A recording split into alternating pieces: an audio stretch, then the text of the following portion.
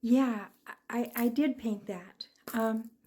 But first, I want to tell you the story because that is the best part about that painting. I did this painting back in 2021. Now, at the time, in 2020 is when I really started to dedicate myself on a daily basis to my art. I mean, I'd gone years, actually at that point, 6 years without painting. And in August of 2021, it was a full moon, and I'm a moon lover, and I'd gone out and I'd gotten a pretty good photograph of the moon. And if you've ever tried, it's not very easy. And it was just this beautiful photograph.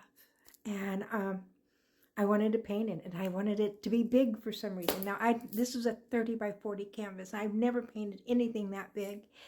And that weekend, I was going through and trying to find out, the prices and everything, and it was just way more money than I could have spent on a canvas. It was going to be over $100 for me. And anyhow, set the scene. I'm a hermit. I don't really talk to neighbors and stuff. And at the time, I was living in this little tiny house in a town of 300 people, a little farming community, and I barely knew anyone there. And the same day as I was Googling, prices for canvas, I got a knock at my door. Now, there's no reason to walk by my house at all. And so I was really shocked. And this woman at my door said, "I heard you paint." I'm like, "Yeah, I don't know how you heard that, but yeah, I do." And she says, "Well, I've been cleaning out my garage." And she lived about 8 miles up the road in the next town.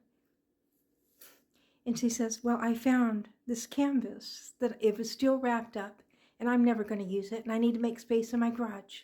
So if you'd like it, it's yours."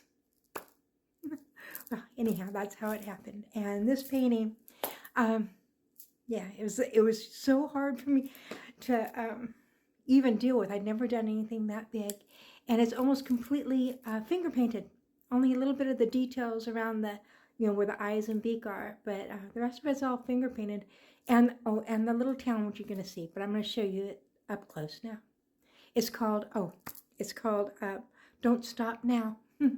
The geese just sort of started to appear in this painting. I didn't plan that. But you know how geese fly in formation.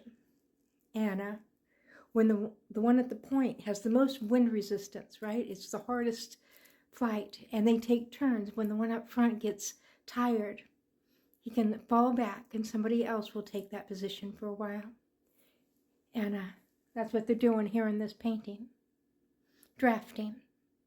This one can rest just a little bit. Anyhow, let's get on to show you. Here we go. You probably couldn't see this before, but I have little castles down below and villages.